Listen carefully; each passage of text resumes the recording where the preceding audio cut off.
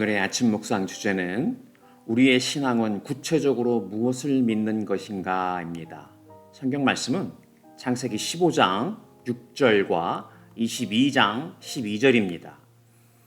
아브라함이 여호와를 믿으니 여호와께서 이를 그의 의로 여기시고 사자가 이르시되 그 아이에게 네 손을 대지 말라 그에게 아무 일도 하지 말라 네가 네 아들 네 독자까지도 내게 아끼지 아니하였으니 내가 이제야 네가 하나님을 경외하는 줄을 아노라.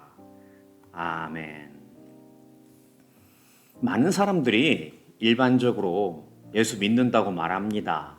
팬데믹 기간이 무려 횟수로 5년 가까이 지속되었기에 그 여파로 인해 현재 교회에서 예배와 구체적인 교제, 헌신에 참여를 하지 않는 사람들 중에도 종교의 여부를 물으면 자신은 기독교인이라고 하는 사람들이 많습니다. 그렇다면 궁금한 것은 우리가 믿는 신앙은 구체적으로 무엇을 믿는 것입니까? 과연 어디서부터 믿는다 할 수 있고 하나님께 인정을 받는 믿음은 과연 어떤 믿음이어야 할까요? 이에 대한 명확한 예를 창세기에서 아브라함을 통해서 우리는 찾아볼 수 있습니다. 하나님이 처음 이름을 바꾸어 주시기 전 아브라함에게 나타나신 것은 창세기 12장 1절부터 3절입니다. 여호와께서 아브라함에게 이르시되 너는 너의 고향과 친척과 아버지의 집을 떠나 내가 네게 보여줄 땅으로 가라. 내가 너로 큰 민족을 이루고 네게 복을 주어 네 이름을 창대하게 하리니 너는 복이 될지라. 너를 축복하는 자에게는 내가 복을 내리고 너를 저주하는 자에게는 내가 저주하리니 땅의 모든 족속이 너로 말미암아 복을 얻을 것이라 하신지라. 이때 아브라함은 고향이었던 갈대아 우르를 떠나 자신의 가솔과 함께 하란에 있을 때였습니다. 아버지 데라는 원래 향하고자 했던 가나안 땅에 도착하기 전에 머물렀던 하란 땅에서 죽었습니다. 이렇게 그가 하나님의 부르심을 받았을 때 그에게 무슨 하나님의 부르심을 받을 만한 어떤 공로가 있었던 것은 아니었습니다. 그런데 갑자기 자신을 택하고 축복하시는 하나님의 선포 앞에 하나님의 말씀을 따라 하란을 떠나 가나안으로 향했습니다. 하지만 그는 도착한 가나안 땅에 기근이 들자 그저 먹고 살기 위해 가나안 땅을 떠나 애굽으로 향하는 것을 볼 수 있습니다. 그에게 아직 하나님을 향하는 어떤 믿음이 없었던 것입니다.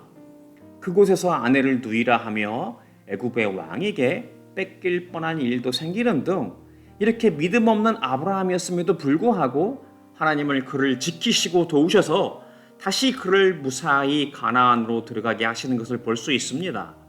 그리고는 이후 조카 롯과 분가를 했는데 자신이 보기에 더 좋은 땅이라 생각하여 소돔을 차지했던 롯의 땅에 전쟁이 일어나 사로잡혀 가는 일이 발생하였습니다.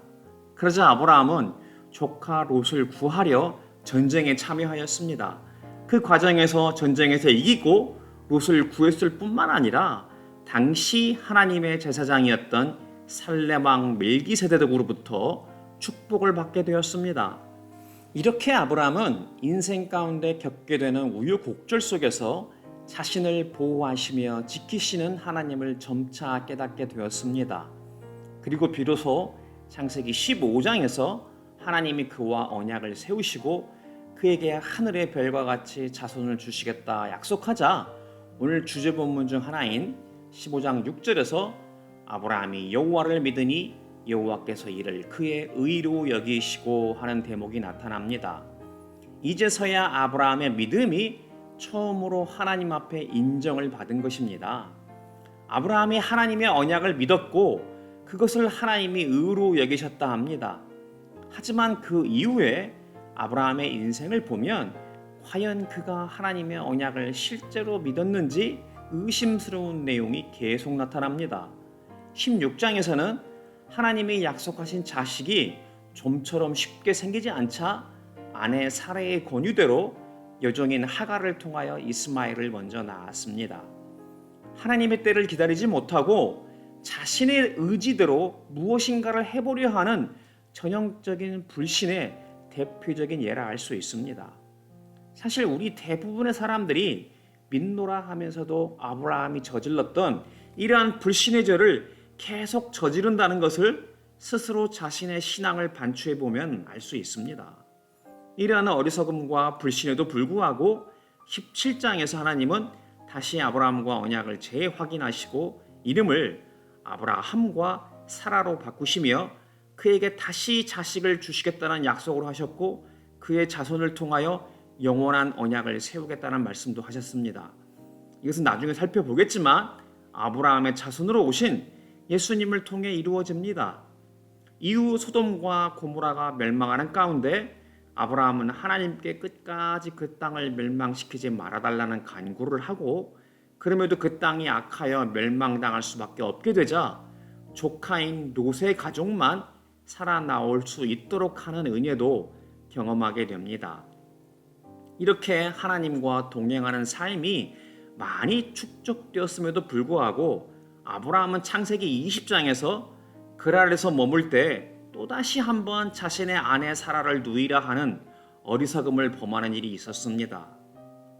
아브라함을 통해서 보게 되는 것은 우리가 하나님을 믿노라 하면서도 얼마나 많이 하나님보다 세상을 두려워하는지를 깨닫는 것입니다.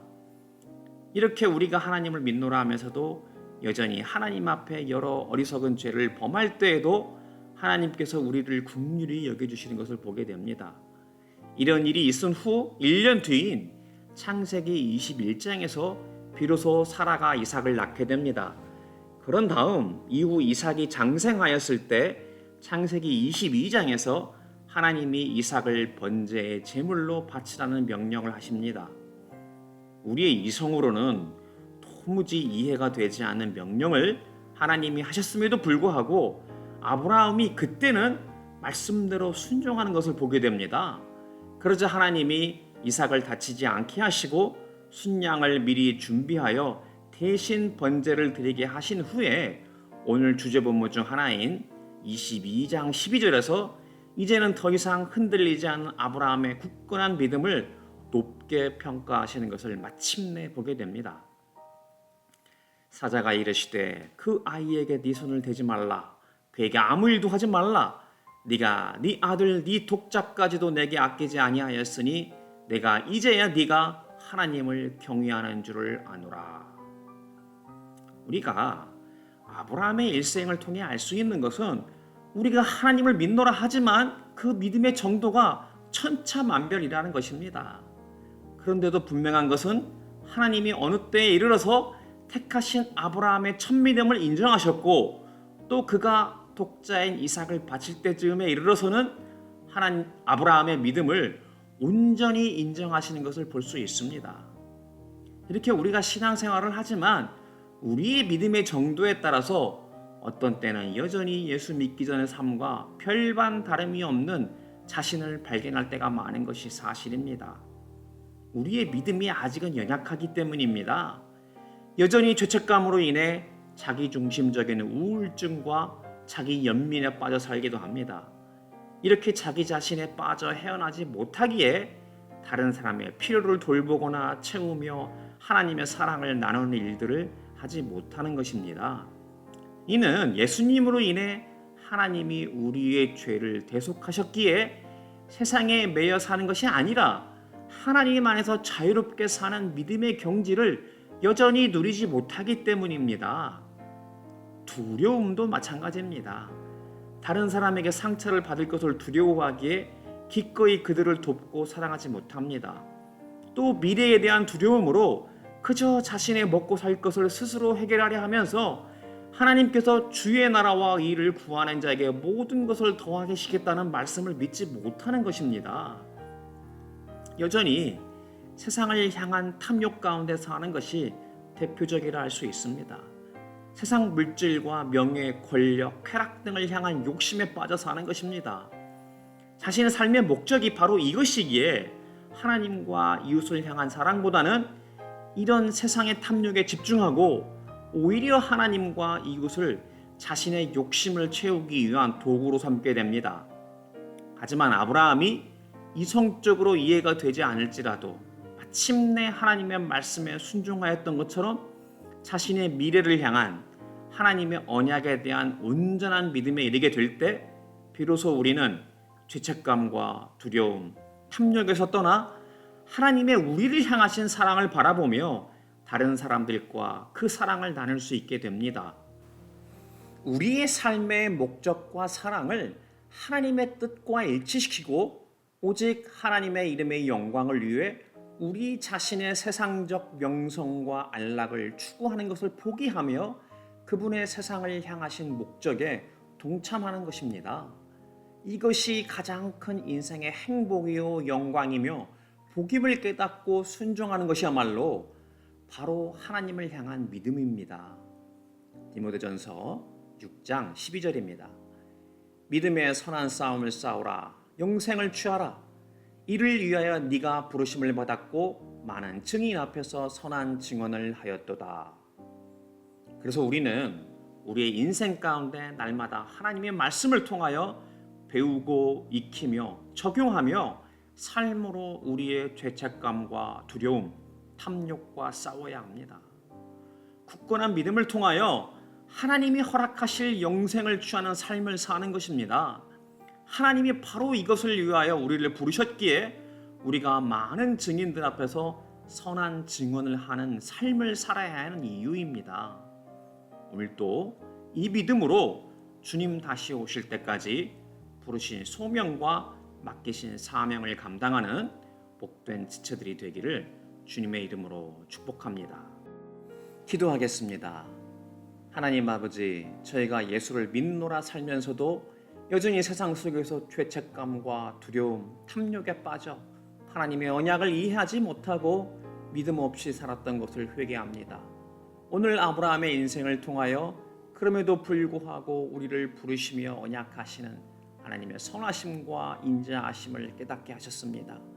이제는 더 이상 어리석은 세상 풍조와 초등학문에 빠져 스스로를 우상 삼아 살지 않게 하옵시고 이제는 아브라함이 어떤 상황 속에서도 하나님을 신뢰하였던 그 믿음을 사모하게 하여 주시옵소서.